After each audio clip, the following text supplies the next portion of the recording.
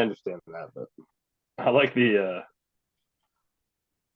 I So like the the little one, cartoon guys carrying the chairs around. That's pretty funny. dude, his your description of that Rogers of it being a big lot looks like a big lots guy in Dundalk was perfect. I didn't even think about that until you said that. It I was like, does, dude. holy shit.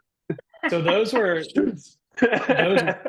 those weird ones were done by like just like Dolly, which is like a Chat GPT AI thing.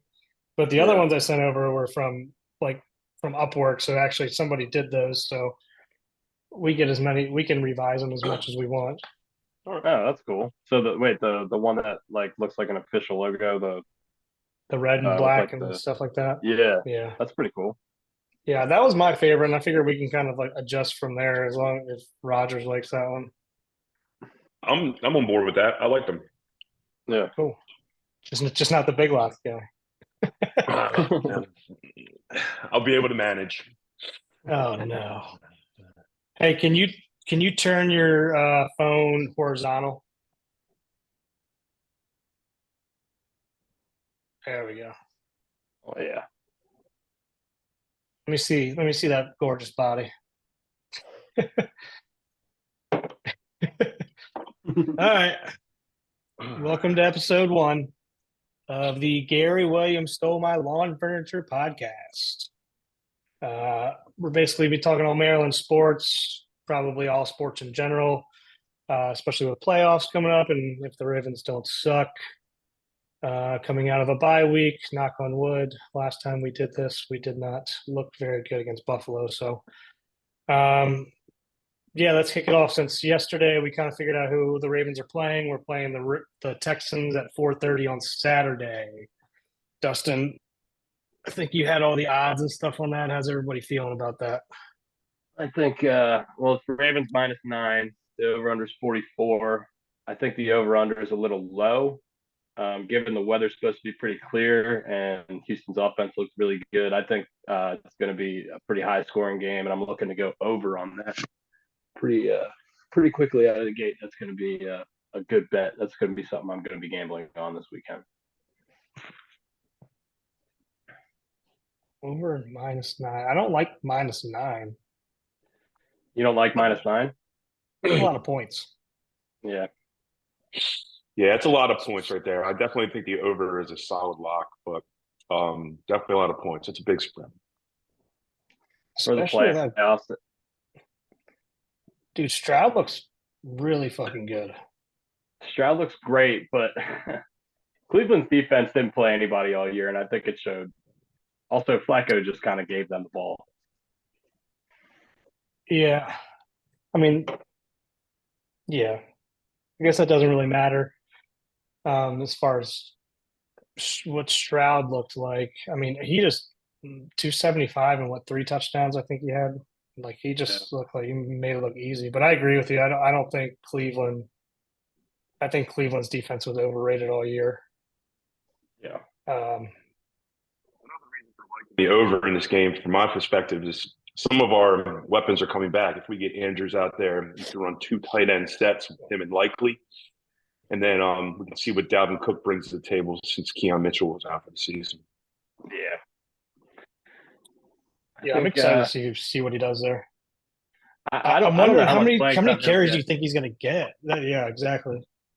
I think it's going to be mostly Gus and Justice still. I think we'll probably throw Dalvin Cook in there, you know, maybe 4 or 5 carries, see what he's got.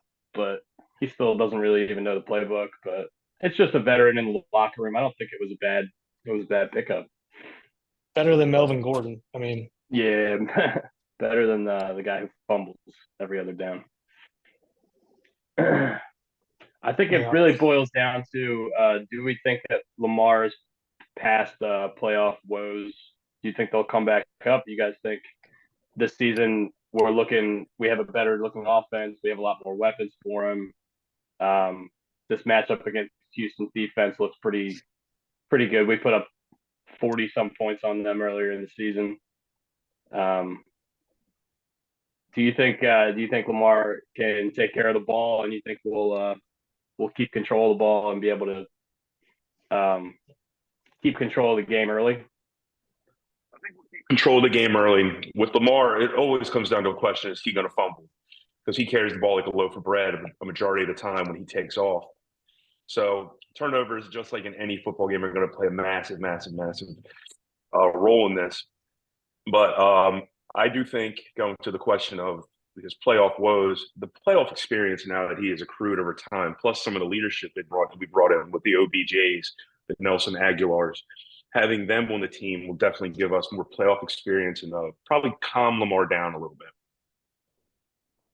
Yeah, when's the last time Lamar fumbled? Because I mean, Christ, that was such a big thing last year and at the beginning of this season. It was driving me nuts. But it's been a while. This Yeah. probably since what, week 4 or something. He's done a good job recently. But I agree with you that if that starts popping up again, that's gonna.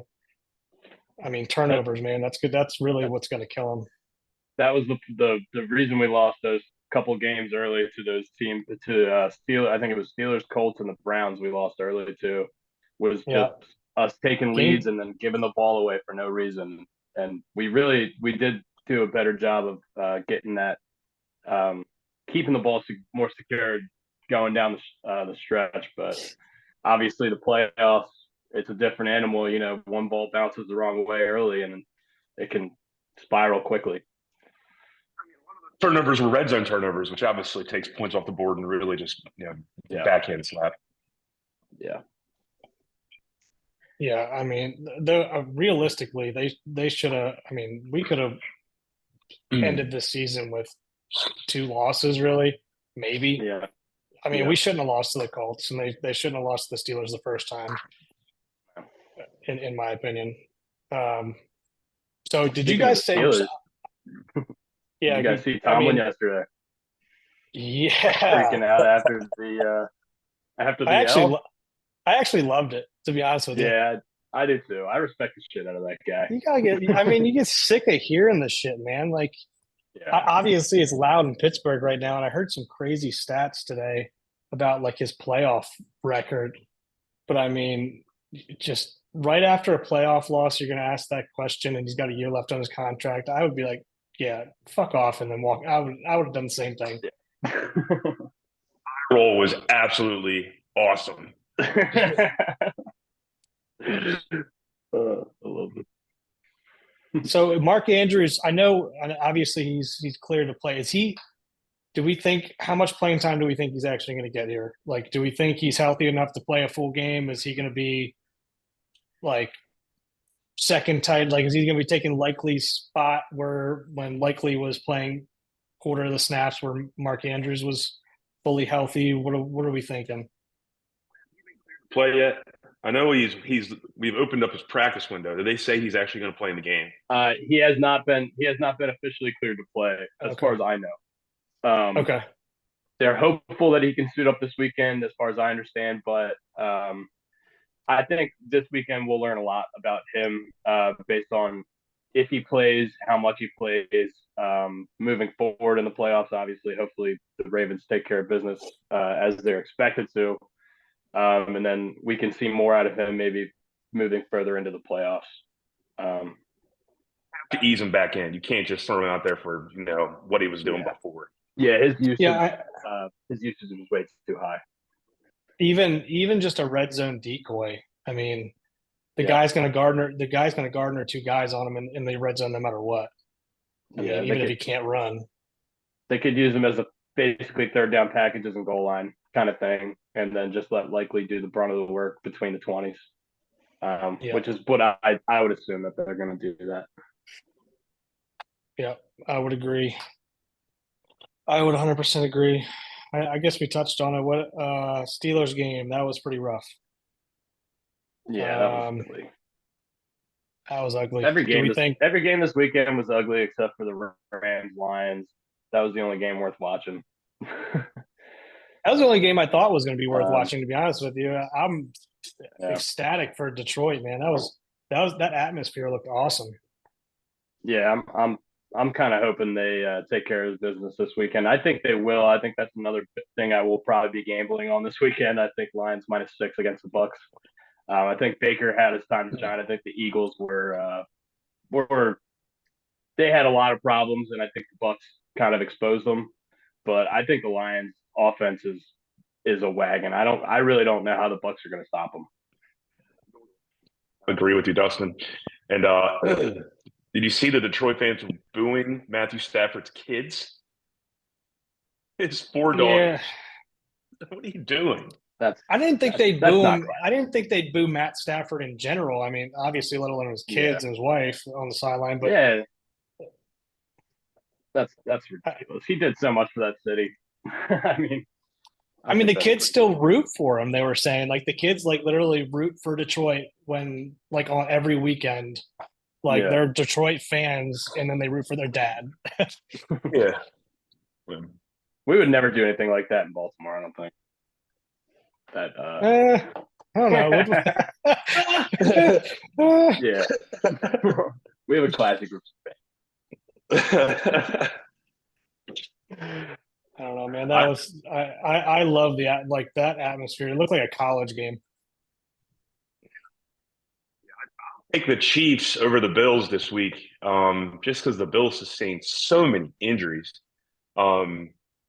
And I think Kansas City's getting hot again, and that scares me if the Ravens are lucky enough to advance. I agree with that. I think Buffalo is going to scare some people by kind of taking it to Pittsburgh a little bit, even though Pittsburgh put up a fight kind of in the With a third string quarter. quarterback. Yeah, with the third string quarterback. But I think Buffalo's problems are going to be the quarterback loves throwing interceptions at pretty bad times, and at some point that's going to hit. And Casey's defense has been playing well. It's going to be cold as shit in Buffalo, and I think that's going to be a more of a low scoring kind of whoever plays better defense. And I think Casey's defense is better. What's the over under in that one? I know it's at Buffalo, and I'm sure it's going to be cold as hell again. The over under in that game is 46.5 as of right now on DraftKings. I don't know. Yeah, but I agree. I think KC. I think KC wins that. Yeah, I don't think that. I think that playoff game maybe a couple years ago where Casey and Buffalo had that crazy playoff game. I think that's going to drive that number up a little bit towards game time. And if you want to bet the under, maybe wait because I think that over under will go up a little bit. And I don't really. I don't really know why Buffalo's favored by 2.5 either. I guess everyone's got a false sense of hope with them right now with it's just home field. Home field, the Steelers. KC hasn't been KC up until this last game that they played, the first game of playoffs. But I don't know, man. Yeah. I'm with you. I'd say, Mahomes is still king right now until you knock him off. You guys have a feel for Packers plus 9.5 going into San Fran? You think they have a chance? Of course they have a chance. It'd be foolish to say they don't, but the Niners are just a force. I actually like the Lions to beat the Niners. If the Niners and Lions are playing, I'd be to just completely disregard the Lions. But the Packers, I think, don't stand a chance. And even I think Packers fans, if they lose this game, I think Packers fans are still happy looking forward, knowing what they have for next season. Absolutely. I think they're ecstatic. Absolutely. Yeah. I think that was like their Super Bowl last week against Dallas. I think there's a chance there's a big letdown, and San Francisco's got a lot of guys who can make you miss, and the Packers aren't the best team at tackling. And we saw that with the Eagles last night. They couldn't tackle anyone. Yeah, what was up with that? I wrote off the first two couple games, like I don't know, the KC game, and then why am I blanking right now? The Buffalo and Pittsburgh game. I was like, the tackling is terrible, but I was like, okay, well maybe it's just because it's cold as shit. But like I feel like the tackling hasn't been great this playoff so far by anybody really. Yeah, except for the teams that won, I guess. whatever the fuck happened to the Eagles mid-season, that is stunning, given all the leadership they have with Fletcher Cox and Jason Kelsey. And how in the hell they didn't something had to happen in that locker room. Like it just looked like there was no fucking fight left in these guys anymore. Yeah. Yeah. It was weird. I mean, they were winning close games, but they're 10-1. They're obvious. I mean, they have a fast track to the 1 seed in the NFC, and then all of a sudden they can't do anything right. It was like, and it wasn't like they were dropping left and right with injuries. I mean, they lost AJ Brown for the game last night, but he was playing for the most part up until the playoffs. Shane Steichen the reason? Maybe a lot of people in Philly are calling for both coordinators. Obviously, Matt Patricia's probably not going to be sticking around too long. But yeah, I mean he hasn't had a very good season anywhere here in the last few years. I mean, since before Detroit, really. I mean, I know he was thrown into an offensive coordinator position that he had no business being in, but yeah, that was bizarre too. Stupid. That was odd. Ben Johnson's name was like the hottest. He was the hottest thing since Pants with Pockets in the terms of coaching, and now he has cooled off so much. He might not even get a fucking head coaching job. Really?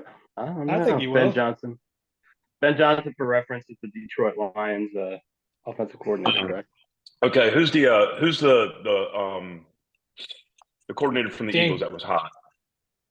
Oh, it was their offensive coordinator, the guy who might get fired now. I don't know what his name is. Oh shit. Now. Dan. Go ahead. Sorry. We're going to get pilfered with our coordinators are going to be gone most likely. Yeah, I think Monken will stay. I think McDonald will be gone. Yeah, I mean he's got. Monken will stay. Yeah, you might be right with Moncton, but Mike McDonald I think got like 5 interviews lined up. So yeah, I mean they're definitely going to get looks. I mean we've been dominant on both sides of the ball, so that's part of the problem these days. With every coach gets like there's 10 coach openings every year, and I think we're up. We're up to really 8 right now, 7 or 8. Yeah, and there's going to be more. I mean, I can't imagine McCarthy's going to last in Dallas, right? Do you guys think there's any chance? There's no way. This is not the year to be like a free agent head coach. Like if somebody's like in the head coaching lineup with the names that are out there right now, yeah, still want to coach, and not the year to have a bad performance and get fired because you're not going to get rehired as a head coach anywhere this year. I mean, Belichick, Carroll seems like he still wants to coach. Vrabel, I mean, is probably the biggest name of the younger guys. Vrabel's pretty much the biggest. 90% of the sports communities doesn't think he should have gotten fired. I don't know what they were thinking. Him and the GM don't get along, right? Well, they hated each other. So fire the GM. I know. Well, he was pissed. They haven't had a good relationship since he came in and they traded AJ Brown away, I think. Yeah. That was the previous GM. Was it? Yeah, and then they brought in this guy Ray. I can't say his last name. Ray Carthen, I think is how you say it. But the previous GM is the one who traded AJ Brown, and like I remember Vrabel gave that press conference, and he's like twitching his neck the entire time, like he just wanted to punch the guy in the face. Yeah. I remember they had his reaction when they traded him during the draft night, and Vrabel was like, "What the fuck are we doing?" And this new guy, apparently, I've been hearing that Vrabel wanted somebody else, and I guess that's gotten down to I'm sure the GM heard that he wasn't the first pick for Vrabel, and I'm sure that's created some animosity. Has to. And then I saw today that the fucking Saints just fired their offensive coordinator, and they're saying that they might bring in fucking John Gruden to be the offensive coordinator in New Orleans. John or Jay? That Derek Carr relationship. John Gruden. John fucking Gruden. John Gruden's brother got in some hot shit on Twitter last night with RG3. I know, I saw that. And with Brian Mitchell. Yeah. Jay Gruden had to be drunk because I think one of his tweets says like IR punt returner, be quiet. Yeah.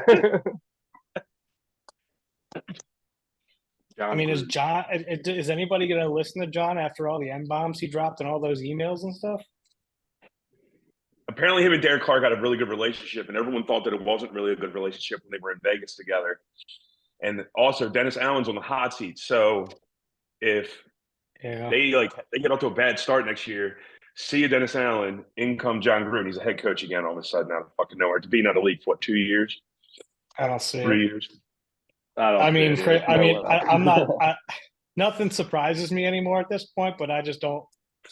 That's there's. I feel like he's blacklisted right now, but as he should be. But Cast fodder, I would love it. Jesus, it'd be great. yeah, gee. I mean, there's nothing short to talk about with John Gruden. He always has What do you something guys, to say. gun to head, where do you guys think Belichick's going? Uh, I think Atlanta. Atlanta makes a lot of sense with that team's already ready. It's basically ready made to thrive, except for the quarterback, and they have the 8th pick in the draft. So a lot of sense. And him and Arthur Blank apparently like each other pretty decently. I think the only big problem there would be Rich McKay is the GM. So would Belichick share the GM role, not have the GM role? I don't know. I think he would give it up. I think that's probably going to be the point of contention anywhere when he goes. He's going to have that conversation. He's going to want input, I'm sure, but I think he's fine giving it up. I think better fits are. I mean, who wouldn't want the San Diego or the Dallas job? I mean, I will fight off against the San Diego job. I don't think that's as good of a job as everybody thinks it is. I think Herbert's contract is going to kick in next year, I believe. They are in cap nightmare disaster zone with Keenan Allen, Mike Williams, Joey Bosa, Khalil Mack, Derwin James, all getting paid above league average salaries and to very high salaries. They're going to be struggling to stay under the salary cap, and they're going to have to make some tough moves. I think that is could Keenan be Allen still there? situation. I thought this might have been Keenan Allen's last year, or they were talking about getting rid of him or something. Well, that's the kind of thing that they're not going to be able to keep Keenan Allen because they don't have any salary cap. They don't have any salary cap room, and if you can't keep Keenan Allen, he's been one of the best receivers in the league over the last 10 years. You can't. I mean, he had a resurgence. Yeah, he had a resurgence this year too. I mean, so I don't think maybe it was quite as good as everyone thinks it is on paper. Maybe it was Mike Williams. They need to get rid of Mike Williams. Well, Mike Williams is great when he plays, but he's never playing. Well, that's what I mean. I think maybe it was Mike Williams' last year, and that's somebody that it's got to be. They need to get somebody that's going to be in the lineup. I think best. I don't know if best case scenario, but I think funniest case scenario is Belichick goes to Dallas. Yeah, I think that would be my go. I think everyone would hate Dallas so much. And really what it comes down to is Belichick needs 15 wins to pass Shula. And if he goes to Dallas, he knows he can get it in 2 years. Anywhere else, you're kind of playing with fire. They have a ready-made organization. You can take that team. I guarantee you Bill Belichick is not losing 24-0 to the Packers in the playoffs with that team. Not a shot. This is going to be in cap purgatory at some point here in the next year or two because they got to pay. They got to repay Dak. They got to pay CD. So they're basically the younger version of the Chargers. If that makes any sense. But I mean, Belichick's only looking probably for what 3 or 4 more years of coaching. So whoever hires him is basically saying, "Come instill a culture, and then put a culture into place where we can be successful after you leave." But he's got to go into an organization where they're getting ready to win or are ready to win because he's not at this point going to take a job that's going to be a full rebuild. I don't think. No, because they got some good pieces, and if they get their quarterback, you have that rookie quarterback contract for what was it 4 years, 5 years? Can't remember exactly. I think it's if you pick the 5th year option. So that's why I think Atlanta. But I mean, we'll see. Anywhere he goes, he's going to bring in his own culture and change the culture, and he's going to succeed. Yeah. I agree. Yeah. So you guys are both Falcons. I'm on Dallas. I'm going for crazy, but I'm sticking Falcons. By the way, when Belichick walks into an interview, what the fuck does he have to interview for? Like, yeah, what do you Right. like? Hey, remember that time when I was down 28-3 and came back to beat you in the Super Bowl in Atlanta? Yeah, like, there's my interview right there. I'm done. I saw I I saw think he just somebody. brings in his box of rings and just drops them on the desk and walks out. Do you wear the rings to the interview? I saw somebody tweeted the first question Arthur Blank asked him was, "How do you handle adversity?" He shows him a Yeah, picture of 28-3. 28-3. Yeah. Yeah, I think Brian's kind of convinced me on the Falcons, but gun to head, like when we first started this conversation, I'm Dallas as well, just because I think Jerry Jones is going to do whatever he can to get him in there. I mean, Yeah. this is probably Jerry Jones's last hurrah for bringing it. He's maybe got one or two more coaches left before he dies. Yeah. Realistically, right? Because he's what, 80, 85? How old is he? Yeah, and his son is very involved in the organization. He's Yeah. the VP, basically the co-GM with Jerry Jones. And if Parcells and Jerry can get along for a few years, Bill and Jerry can get along for a couple of years. But I think Yeah. Brian started to sway me towards the Falcons a little bit. I think that's a more intriguing job. Well, I'll tell you what, if the Steelers job opens up, or if the Eagles job opens up, I saw something there like maybe McCarthy and Tomlin just switch places and they both get winning coaches and a fresh culture. Yeah, I don't know. Someone leaves. Bet you he does a year of like TV because he's actually really good. He's a great speaker.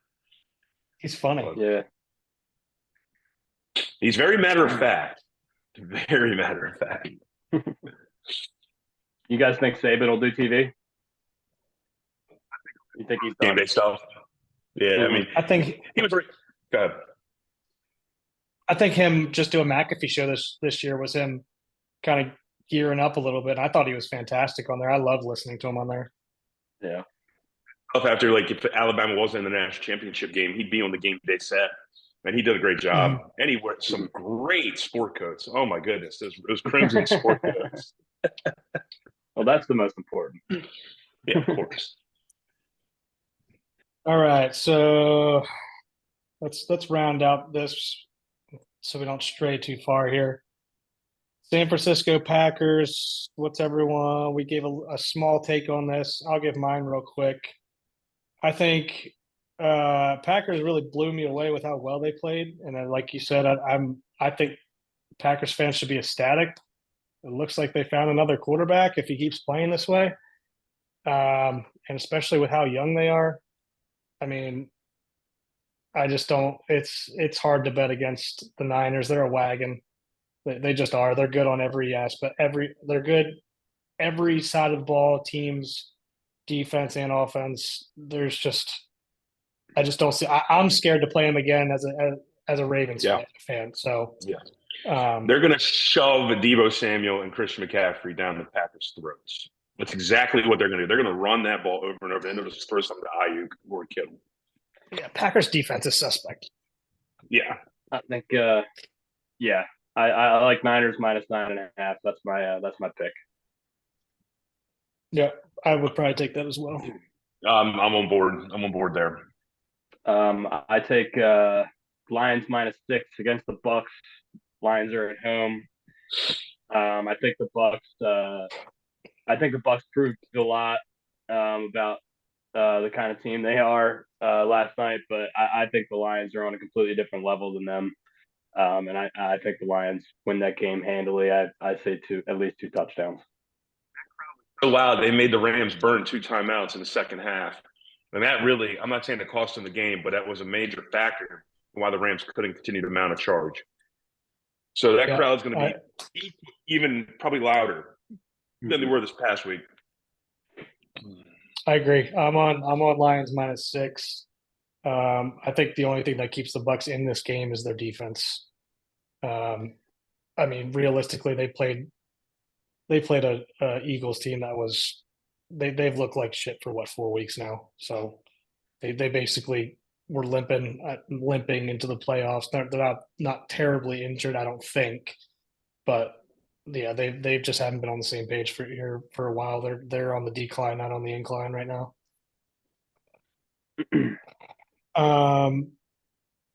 Buffalo minus so I guess 2 versus 2.5 versus KC. We yeah, all we like already KC, picked. right? Yeah, we already picked that. We're all on KC. This is not a good I, trend, by the way. We're all on the same page on every I game. know.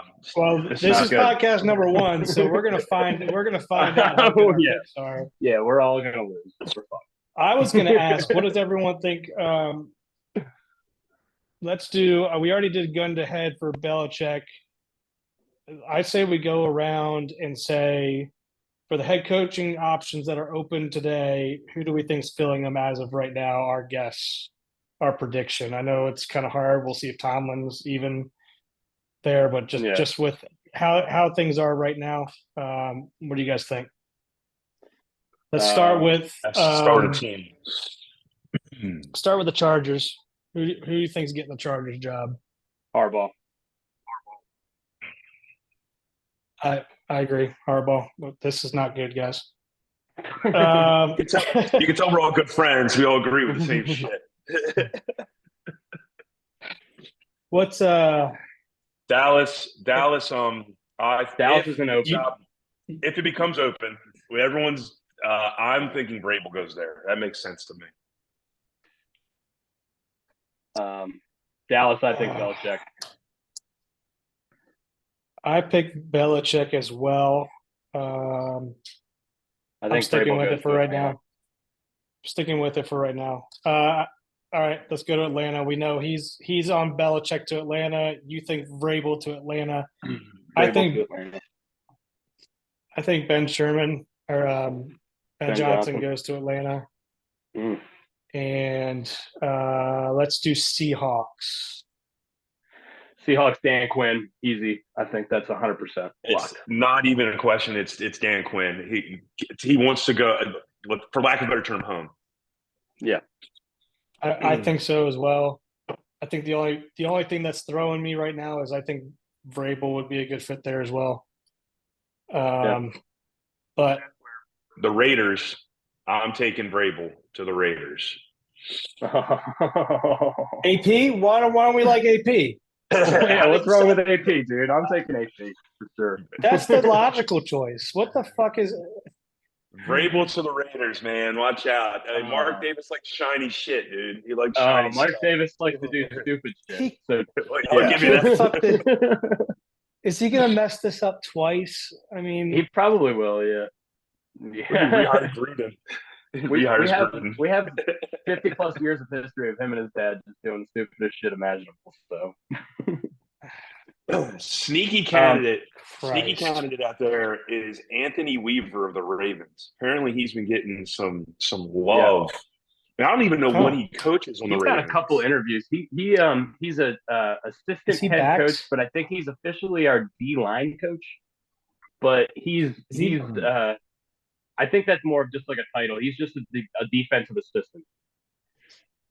I thought he was D-backs, but maybe not. I don't know. That wouldn't make any sense for him because he was I think he was a D lineman for us back in the day. But yeah, I mean, I've been reading that he's been getting a lot of praise. Like Pro Football Talk's really been talking him up pretty good, and Peter King's been talking him up really nice. So I would not be surprised if he gets a sneaky coaching job somewhere. What do we think about Carolina? Does anybody want that job? Ask next. I mean, the shit that's coming out with the owner there, does anybody want to work for that guy? No. Coming in doing Monday morning quarterback meetings with the fucking owner, going over your game plan. I mean, I would go in there. The only guy I think that can go in there and tell him to go fuck himself and instill a culture in there is Pete Carroll. Or I mean, obviously Belichick could do that, but I think Pete Carroll or Vrabel. I think Vrabel would put him in his place. I think Vrabel would actually kill him, like twist his head off his body. That job to me has the desperate rookie head coach. the first-time rookie head coach, like an Anthony Weaver that we just brought up. Like, oh, okay, I'll go in here because I don't have any other options. But you only get 32 of these jobs, or there are only 32 of these jobs. If you get an option to take one, you fucking take one. I think Bieniemy makes a little bit of sense there. He's kind of a hard-nosed offensive coach. They're probably going to be looking for an offensive coach to try to coach up Bryce Young. And I don't think he's going to get the Washington job. They're probably going to be looking for a bigger name. So I think that makes a little bit of sense. Yeah, I mean, I can't argue that. Some reason I just think Washington screams Pete Carroll. I don't know. New owner wants to make a splash. Now, the new owner might not want to bring in a 70-something-year-old coach, even though Pete Carroll acts like he's 50. Mm-hmm. But for some reason, it just screams Pete Carroll to me. Given his energy, and they want to energize the fan base, and so Pete Carroll does that for sure. I mean, how the man goes through, I think, 6 pieces of fucking gum during a game. I mean, if I could look as good as he does at his age, I'll do whatever he's doing. Yeah, he eats plant-based foods, baby. Yeah, I mean, he's got more energy than I do it. He's got more energy than I do at 70 years old. Fucker. I feel 80 years old, and I'm 38. Are we missing a job? I feel like we're missing a job.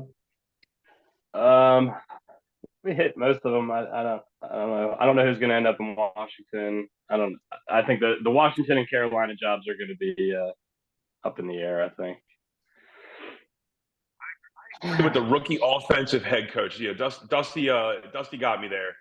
The rookie offensive head coach, because they need to bring Bryce Young along, and so that makes a lot of sense. And Bieniemy would make sense. God, I'd feel so shitty for that guy. And he's tried this long, this hard to get a fucking head coaching job, and he walks in with the biggest fucking twat of an owner now that Daniel Snyder is gone. Yeah. To deal with, but he might just need to take it. I know what job we missed. It's the Titans. They need a coach. Yeah, duh.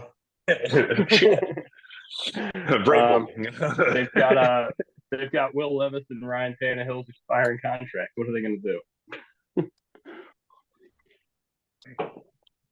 I mean, did you see was it the owner was saying that they fired him because they didn't want to be last in the process or whatever, in the pick of the litter or something like that? Like, I have no idea. I really don't. Where did the GM come from? I don't know. I don't know where Ray Carton came from. That could be a Ben Johnson right there. That could be the Lions coordinator. Yeah, I could see that. I could see him there, San Diego, but Los Angeles. I say San Diego all the time too. It's it was way cooler to say San Diego Chargers than LA Chargers. Speaking of San Diego Chargers, you guys see Philip Rivers' son is first team All-American freshman high school quarterback at Lipscomb Academy. Oh yeah, he's St. Michael's, whatever school Philip Rivers is coaching in Alabama. His son is a freshman, 14-year-old, had 3,000 passing yards in 11 games. You brought up Philip Rivers. He tells a great story about when they went to the draft, and him and Eli Manning were in that same draft. And I guess Eli asked Philip, "What are you going to buy?" Or Philip asked Eli, "What are you going to buy with your first your signing bonus?" And he's like, "I'm thinking about getting like a really nice car or something." And Eli asked Philip the same question. He goes, "Well, we're about to have like our 5th kid, so I got to get a really big van." Did he have kids in college? Oh yeah. Huh? Oh yeah. I didn't know that. Mm-hmm. I didn't know that. Yeah. He married his high school sweetheart. They were having kids all over the place and at NC State. I mean, and apparently I think he can run a full offensive set in his fucking living room with the amount of children. And she's pregnant again right now, right? Yeah, she's pregnant with his 10th kid. Yeah. 10th or 11th, yeah. Yeah. Mm-hmm. They're running triple wide, in the living room. Yeah, I knew all that. I just didn't know. I guess I just never thought about when they actually started having kids, but I guess that makes sense. I also saw this year, speaking of Philip Rivers, that like halfway through the season, he was like, I mean, I could still probably sling it if somebody needed me to. I think he was trying to come in and steal some of Flacco's. Steal some of Flacco's. Yeah, I'm sure he was sitting back there looking at Flacco like, God, I could have done that. I guarantee you, every veteran quarterback who, they wanted that job. Yeah, I would assume. Last year, if the Niners somehow miraculously beat the fucking Eagles in the NFC Championship game after all three quarterbacks got knocked out, they said flat out, Kyle Shanahan said their plan was to sign Philip Rivers to play in the Super Bowl. I forgot. Just Yeah. one game. Yeah. Because I can give you one game.